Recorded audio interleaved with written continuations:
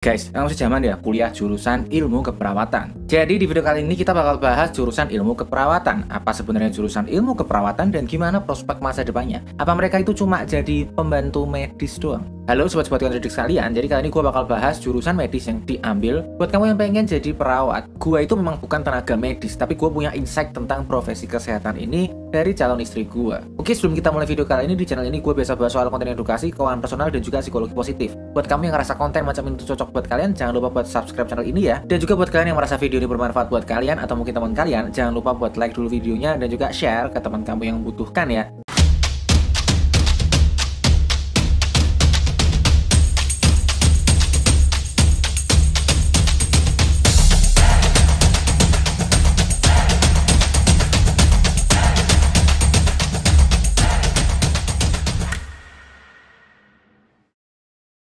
Oke, pasti di antara kalian itu masih banyak banget yang belum paham sebenarnya lingkup dari ilmu keperawatan itu apa. Jadi ilmu keperawatan adalah ilmu yang memfokuskan dan mempromosikan kualitas hidup yang didefinisikan oleh orang atau keluarga yang itu dari seluruh pengalaman hidupnya. Jadi manusia dari kelahiran sampai diasuh sampai dia mati. Ilmu keperawatan itu mempelajari apa? Ya mereka mempelajari pemenuhan kebutuhan dasar manusia. Jadi gimana bisa seneng dari aspek biologis, dari psikologis, sosiologis, spiritual, dan juga kultural atau budaya. Kamu yang ingin mempunyai kesempatan untuk bisa membantu dan juga berkontribusi terhadap peningkatan pelayanan bidang kesehatan di dunia ini, itu bisa banget kamu untuk masuk ke ilmu keperawatan ini. Jadi memang ya, ilmu keperawatan itu fokusnya itu memang sangat luas. Jadi dia nggak hanya sebagai asisten, tapi dia tuh memang cukup luas lingkupnya untuk pelayanan keperawatan secara keseluruhan umat manusia ini. Sama halnya para dokter, para perawat ini tuh juga punya spesialisasi. Jadi mereka bisa mengambil spesialis. Dalam hal ini itu ada cukup banyak. Yang pertama itu ada keperawatan medikal bedah. Jadi ini spesialis keperawatan untuk ruang bedah. Jadi mereka keperawatan bersama dokter bedah ya. Lalu juga ada keperawatan pediatrik. Jadi ini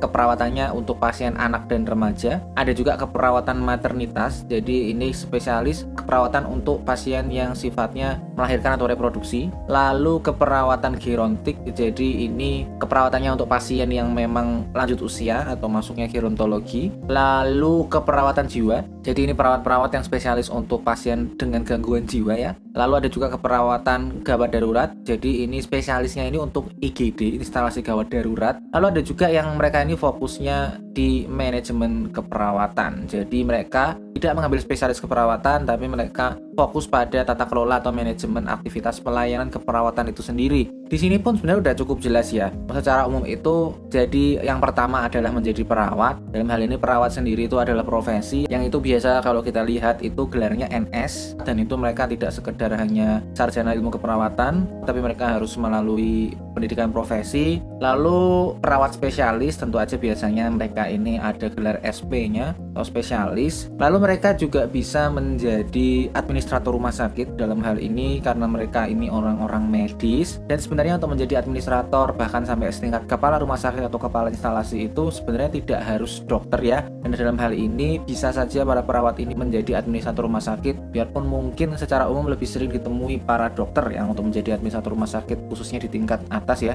Lalu kita sudah dapat gambaran jalur profesinya dan kita sudah melihat juga secara umum ilmu keperawatan itu apa. Teman-teman udah dapat gambaran semua, sehingga kita bisa lanjut masuk ke yang lebih menarik yaitu gajinya. Tapi kita nggak bisa langsung masuk begitu aja karena kita sendiri paham yang namanya kuliah itu adalah investasi. Artinya teman-teman berharap pengembalian atas sesuatu yang teman-teman keluarkan. Dalam hal ini yang namanya berkuliah itu selain investasi waktu tapi juga investasi uang. Jadi sebelum kita tahu pengembaliannya, kita juga harus tahu dulu kira-kira yang dikeluarin itu besar atau enggak. Dalam hal ini biaya kuliahnya ya. Nah, untuk biaya kuliah dari ilmu keperawatan itu memang biarpun dia di medis banyak praktikum, tapi karena kita ngelihat demografi ya masuk ke sini itu bukan dari orang-orang yang tanda kutip itu mampu. Jadi mereka ini biaya kuliahnya biarpun medis banyak praktikum, tapi biasanya masih wajar ya, nggak yang mahal seperti dokter. Dan dari situ kita dapat gambaran biaya kuliahnya itu wajar ya, nggak mahal. Lalu gimana dengan pengembaliannya? Jadi untuk gaji ini akan gue bagi jadi dua ya. Yang pertama adalah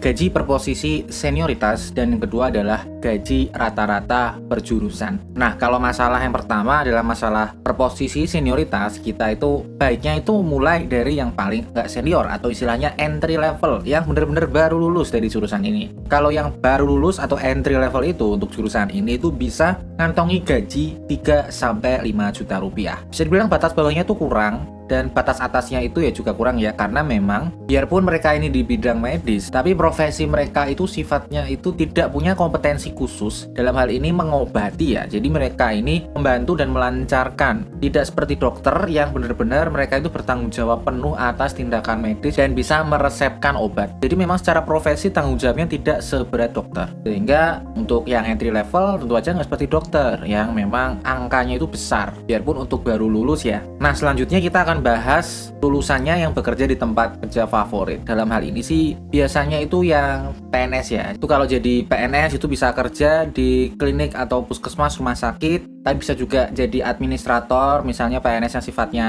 analis medis gitu juga bisa. Tapi intinya kalau PNS ini memang gaji terstandarnya itu memang sudah terlihat ya. Dia itu kalau gaji pokoknya memang kecil, tapi kalau tambah tunjangan itu biasanya di range gaji 6 juta sampai 8 juta. Dan itu memang kalau dengan standar tempat kerja yang favorit, dalam artian mereka itu seleksinya itu kan susah ya, tapi tetap aja gaji itu memang nggak besar untuk PNS. Biarpun gitu kan stabilitasnya tetap bagus ya, kalau PNS itu selama negaranya nggak pilot tetap bisa gaji. Nah, selanjutnya kita akan bahas yang sudah nggak junior lagi. Dalam hal ini kita akan bahas perawat yang senior. Kalau untuk perawat yang senior itu yang mereka yang kerjanya sebagai perawat ya, jadi itu mereka bisa ngantongin gaji 10-20 juta. Dan ini memang angka yang kalau kita ngomong bandingan jurusan lain yang gua review selama ini, itu angkanya memang sangat kurang ya. Kan angkanya itu memang dari bawah sangat kurang, atasnya juga kurang. Mereka ini yang dapat posisi dengan gaji segini itu udah lama banget kerjanya, dan mereka udah benar-benar fokus spesifik menjadi seorang perawat yang senior banget, tapi gajinya emang cuma segitu doang. Tapi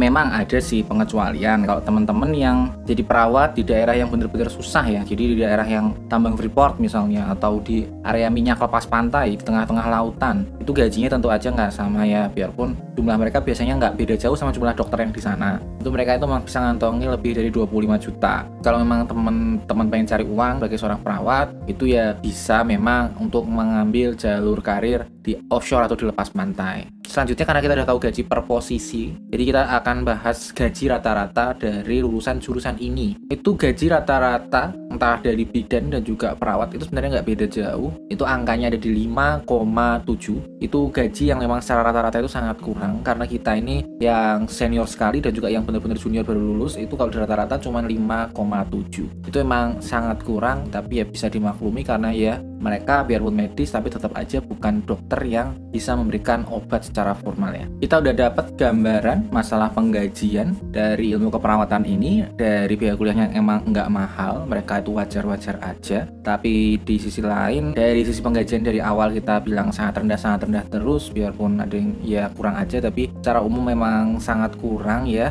karena ya mereka tingkatnya emang tidak seperti dokter. Daya jual mereka tinggi, kalau perawat ini memang secara umum tidak setinggi dokter itu. Kalau kita harus memberikan nilai untuk keperawatan ini mereka dapat angka di 6,2. Jadi masih dibilang emang angka gaji dari lulusan keperawatan ini memang gajinya sangat rendah. Nah, selanjutnya karena kita dapat gambaran masalah penggajian ini, kita bisa masuk bahas masalah kebahagiaan. Kenapa perlu kita bahas ya? Karena memang nih ada loh pekerjaan yang dia ini kalau dari sisi gaji itu bagus, tapi kalau mereka kerja itu isinya ngeluh aja, rasanya pengen cepet resign, pengen keluar, rasanya nggak seneng kerja. Dan di sisi lain ada loh orang yang gajinya tuh kecil, sebenarnya bisa dibilang rendah, mereka tuh betah-betah aja kerja di situ, malah dibilang ya aku nggak apa-apa lah, nggak usah naik gaji, tapi yang penting kerja aku tetap di sini. Itu semua karena yang namanya kebahagiaan ini ya. Dan untuk masalah kebahagiaan ini akan kita bagi jadi dua. Yang pertama adalah kebermaknaan atau meaningfulness, dan juga kepuasan atau satisfaction. Nah, untuk jurusan asisten medis ya, ini tuh memang diapain juga ya, memang mereka adalah jurusan medis yang banyak berurusan sama orang. Jadi keluhnya ya mereka tentu akan nasibnya sangat baik kalau di sisi kebahagiaan ini. Dari yang pertama itu kita bahas dulu masalah kebermaknaan.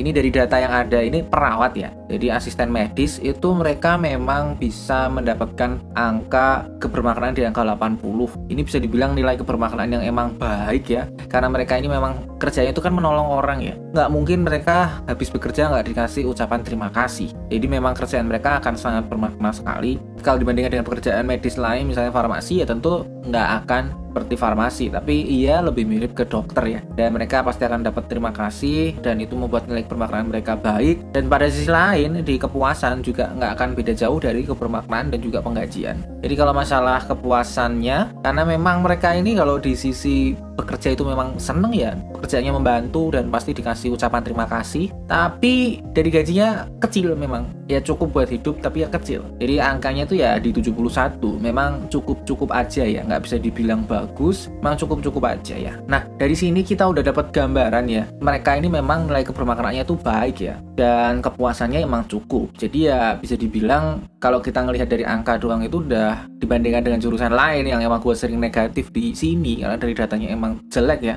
Tapi kalau untuk masalah jurusan ini, itu nilai kebahagiaannya itu dapat angka di 8,5. Jadi jurusan ini memang sangat membahagiakan terhitungnya ya. Nah, selanjutnya kita akan membahas penyerapan dari jurusan ilmu keperawatan ini. Kalau kita ngomong masalah penyerapan perlu kita bahas, kenapa? Ya karena ada jurusan-jurusan yang kata senior mereka kalau kerja gajinya bagus, kalau kerja happy. Tapi begitu mereka lulus cari lowongan, oh nggak ada lowongan dari jurusan ini. Nah, supaya tidak terjadi perlu kita bahaslah penyerapan jurusan ini. Dan ini kita mulai dulu dari outlook atau pertumbuhan per tahun dari jurusan ilmu keperawatan ini. Nah, dalam hal ini kalau masalah outlook kita akan bahas tuh outlook pertumbuhan dari perawatnya sendiri. Perawat itu kebutuhannya adalah sekitar 9% per tahun. Jadi bisa dibilang angka 9% ini bukan angka yang jelek dan juga bukan angka yang tumbuh besar, karena yang namanya profesi perawat ini dari dulu sampai sekarang ya emang dibutuhkan, tapi ya memang tidak akan menambah karena ya dokternya juga sama aja tumbuhnya memang selalu dibutuhkan, tapi ya tidak serta-merta nambah. Biarpun corona juga pertumbuhannya tetap masih bisa dibilang rata-rata. Kalau kita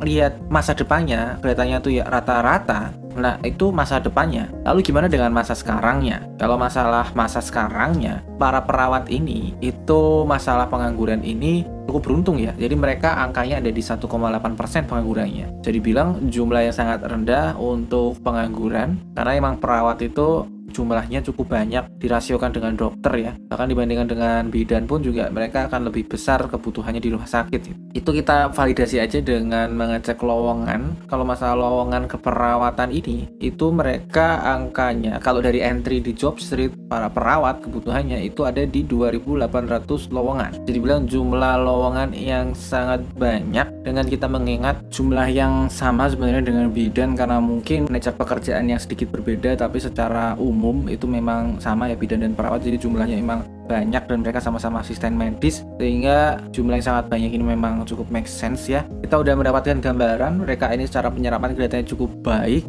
dan kita juga harus menjawab pertanyaan, oke, di manakah mereka kebanyakan bekerja saat ini, karena mereka kelihatannya bekerja ya. Nah, itu yang pertama adalah di rumah sakit dan juga di klinik. Nah, itu sepertinya sudah terjawab ya, para perawat itu bisa kerja di mana secara umum ya. Mereka kalau nggak kerja di rumah sakit ya, mereka kerja di klinik. Kalau bidan bisa buka klinik sendiri, kalau perawat kan nggak mungkin ya, tapi mereka bisa kerja di klinik pribadinya dokter. Intinya sih ya mereka kerja di fasilitas medis. Dan kita harus menjawab juga ke mereka ini yang bekerja yang gajinya lebih oke di spesialisasi mana. Perawat ini bisa ngambil spesialis ya, nggak seperti bidan. Jadi mereka seperti dokter, mereka bisa ngambil spesialis yang udah dijelaskan di awal tadi. Dan spesialis yang baik itu untuk penggajian itu yang pertama adalah perawatan maternitas. Jadi ini sifatnya untuk keperawatan pada pasien reproduksi atau melahirkan, dan juga perawatan yang fokusnya itu di bedah ya. Jadi medical bedah ini cukup baik juga ya, karena emang tindakan operatif itu nggak sering ya. Jadi kalau mereka fokus di sini, mereka juga akan kecipratan rezekinya dokter bedah ya, yang memang dalam hal ini memang besar biasanya operatif itu. Jadi kalau kita ngelihat variasinya, memang jurusan ilmu keperawatan ini baik ya variasinya, dengan tempat kerja mereka yang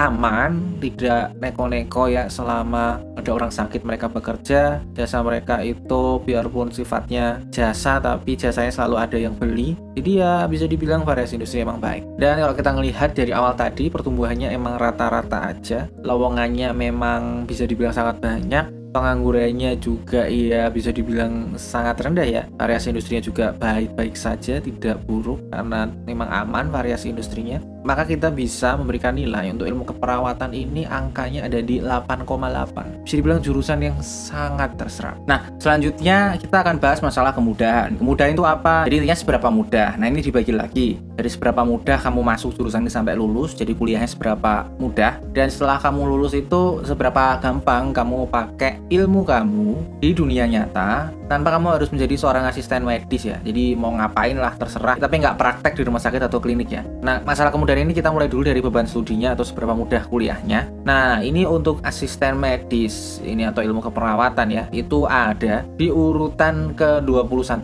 dari 90 jurusan yang diperingkatkan. Jadi bilang memang jurusan ini tuh nggak bisa dibilang gampang karena tetangganya itu ada di urutan ke-20 tuh teknik umum ya, jadi teknik yang tidak terklasifikasi. Itu dapat angka di 20 urutannya, dan statistika di bawahnya itu di urutan ke-23. Jadi ini bisa dibilang secara beban emang di atas statistika ya. Statistika sendiri secara beban di atas matematika loh. Jadi bisa dibilang jurusan ini termasuk jurusan yang sulit ya untuk diselesaikan. Jadi bukan jurusan yang sepele tapi emang sulit untuk diselesaikan. Nah, selanjutnya masalah fleksibilitas. Ini para asisten medis ini memang kalau kita ngelihat jurusannya ini penerimaan di masyarakatnya baik ya, karena orang medis kerja di rumah sakit. Tapi kenyataannya kalau mereka itu lulusannya doang tapi nggak kerja di rumah sakit, itu ya penangkapannya ya biasa aja, nggak istimewa. Nggak misalnya seperti orang teknik yang memang dari masyarakat menganggap itu loh orang teknik, biarpun nggak jadi insinyur. Tapi kalau jurusan ini ya biasa aja, kalau nggak kerja di rumah sakit ya biasa aja. Tapi kalau harus men-state mau bekerja tanpa praktek di rumah sakit itu mereka kira-kira jadi apa? Itu yang pertama, mereka bisa jadi dosen ya, mereka ngajar di kampus, jadi akademisi, jadi peneliti, tapi minimal harus S2 atau S3. Lalu mereka bisa jadi PNS. Jadi PNS ini khususnya di Kementerian Kesehatan ya, mereka bisa di pemerintah daerah juga, di rumah sakit atau klinik daerah itu bisa praktek, tapi mereka bisa jadi administrasi rumah sakit itu bisa. Dan mereka juga bisa loh kerja di kantoran, karena gue sendiri kenal orang lulusan perawatan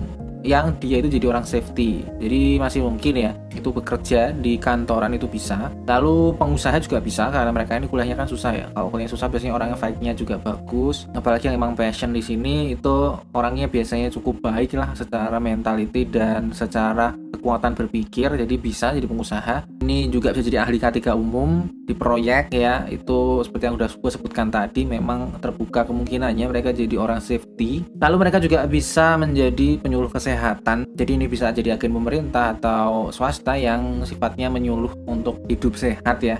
Orang dari jurusan ini bisa banget, sehingga kalau kita ngelihat ya para asisten kesehatan ini memang sepertinya lebih umum dan lebih wajar nasibnya itu ya mereka praktek di rumah sakit. Kalau mereka kerjanya nggak jadi bidan atau perawat, itu ya memang akan agak aneh ya di sini ya. Dan juga jadi bisa menyimpulkan untuk fleksibilitasnya itu sangat sulit, karena jalur mereka ya praktek di rumah sakit memang. Gua melihat nih dari perkuliahan yang sulit ya, nggak bisa dibilang gampang ya, tapi fleksibilitasnya juga kenyataannya ya mereka jalurnya ke situ ya, karena pendidikannya kan benar-benar profesi banget ya. Jadi ya kita bisa memberikan nilai untuk jurusan ini itu angka hanya di 6,5. Jadi cukup sulit ya, karena ya memang tadi itu pendidikannya sangat spesifik, pendidikannya sangat sulit, sehingga ya mereka mau pindah-pindah ke profesi lain itu nggak wajar dan nggak umum.